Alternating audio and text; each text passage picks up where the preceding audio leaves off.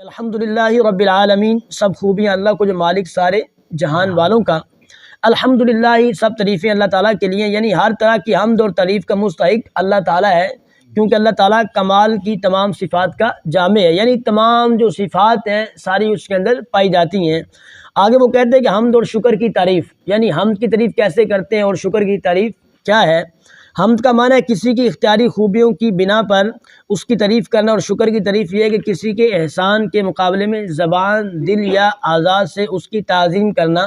اور ہم چونکہ اللہ عز و جل کی حمد عام طور پر اس کے احسانات کے پیش نظر کرتے ہیں، اس لیے ہماری یہ حمد شکر بھی ہوتی ہے۔ یعنی ہم تو عام طور پر اللہ تعالیٰ کے بہت سارے ہمارے اوپر احسانات ہیں، تو ہم اس کی حمد تو کرتے ہی کرتے ہیں، لیکن اس کے اندر ہمارا شکر بھی اللہ تعالیٰ کا ادا کیا جاتا ہے۔ اللہ تعالیٰ کی حمد و ثنا کرنے کے فضائل، حدیث میں اللہ تعالیٰ کی حمد و ثنا کرنے کے بہت فضائل بیان کیے گئے، ان میں سے 3 حدیث میں آپ کے سامنے رکھتا ہوں۔ حضرت انس بن مالک رضی اللہ تعالیٰ عنہ سے روایت ہے کہ نبی کریم صلی اللہ علیہ وآلہ وسلم نے ارشاد فرمایا ہے کہ اللہ تعالیٰ بندے کی اس بات سے خوش ہوتا ہے کہ وہ کچھ کھائے تو اللہ تعالیٰ کی حمد کرے، اور کچھ پیے تو اللہ تعالیٰ کی حمد کرے۔ یعنی ہم جب کوئی چیز کھاتے ہیں تو ہمیں اللہ تعالیٰ کی حمد و ثنا کرنی چاہیے، اور جب ہم کوئی چیز پیتے ہیں تو تب بھی ہمیں اللہ تعالیٰ کی تعریف و توصیف کرنی چاہیے۔ حضرت جابر بن عبداللہ رضی اللہ تعالیٰ عنہ سے روایت ہے، کریم آقا علیہ الصلوۃ والسلام نے ارشاد فرمایا کہ سب سے افضل ذکر لا الہ الا اللہ ہے، اور سب سے افضل دعا الحمدللہ ہے۔ حضرت انس بن مالک رضی اللہ تعالیٰ عنہ سے روایت ہے، کریم آقا علیہ الصلوۃ والسلام نے ارشاد فرمایا کہ جب اللہ تعالیٰ اپنے بندے پر کوئی نعمت نازل فرماتا ہے تو اور وہ نعمت ملنے پر الحمدللہ کہتا ہے تو یہ حمد اللہ تعالیٰ کے نزدیک اس کی دی گئی نعمت سے زیادہ افضل ہے۔ یعنی جب کوئی اللہ تعالیٰ کسی انسان کو کوئی چیز عطا فرماتا ہے نا، تو اس پر وہ اللہ تعالیٰ کا شکر کرتا ہے، اللہ تعالیٰ کی حمد بیان کرتا ہے، اللہ تعالیٰ کی تعریف و توصیف بیان کرتا ہے، تو اللہ تعالیٰ فرماتا ہے کہ یہ جو حمد بیان کر رہا ہے نا، فرمایا کہ یہ میرے ہاں زیادہ افضل ہے، زیادہ مقام والی، یعنی جو چیز میں اس کو دے رہا ہوں، فرمایا کہ اس سے یعنی اس سے زیادہ ہے۔ یہ جو انسان جناب جب اس کو میں کوئی چیز دوں وہ حمد میری کرتا ہے، وہ اللہ تعالیٰ کی توصیف و تعریف بیان کرتا ہے، تو فرمایا کہ جو چیز میں اس کو دیتا ہوں، جو نعمتیں میں عطا کرتا ہوں، فرمایا کہ اس سے بڑھ کر اس کی حمد ہے۔ آگے حمد سے متعلق شرعی حکم کہتے ہیں خطبے میں حمد واجب ہے، کھانے کے بعد مستحب ہے، چھینک آنے کے بعد سنت ہے، حرام کام کرنے کے بعد حرام ہے، اور بعض صورتوں میں کفر بھی ہے۔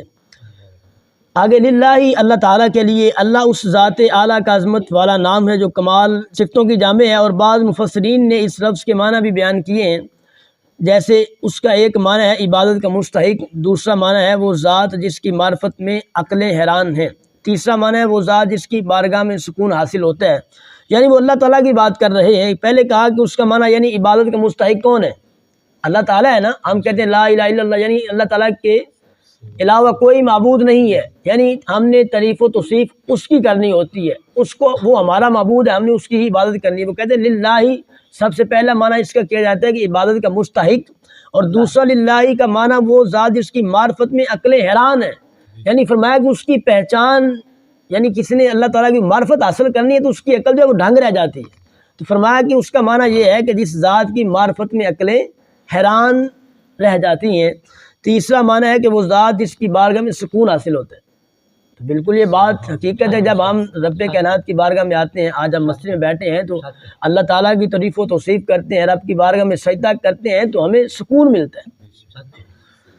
تو کہا کہ اور چوتھا معنی ہے کہ وہ ذات کے مصیبت کے وقت جس کی پناہ تلاش کی جائے۔ تو جب ہم انسان، ہمیں کوئی مشکل آتی ہے، مصیبت پہنچتی ہے، تو ہم کس کی بارگاہ میں جاتے ہیں؟ کس کی بار میں گڑ گڑا کے روتے ہیں؟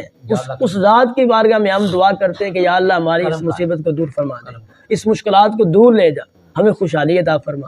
یعنی وہ بھی، یہ بھی للہ کا معنی ہے، یعنی عبادت کا مستحق ہے وہ، اور جس کے جناب معرفت، جس کی معرفت کے بارے میں عقلیں حیران رہ جاتی ہیں۔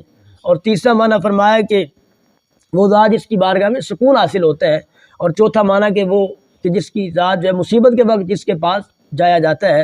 اور رب العالمین تو سارے جہان والوں کا مالک ہے۔ کہتے ہیں کہ لفظ ربی کے کئی معنی ہیں، جیسے سید بھی ہے، مالک ہے، معبود ہے، ثابت ہے، مصلح ہے، اور بتدریج مرتبہ کمال تک پہنچانے والا۔ اور اللہ تعالیٰ کے علاوہ ہر موجود چیز کو عالم کہتے ہیں، اور اس میں تمام مخلوقات داخل ہیں۔ اللہ تعالیٰ ہم سب کا حامی و ناصر ہو۔ آج ہماری ایک آیت مکمل ہوئی، الحمدللہ رب العالمین۔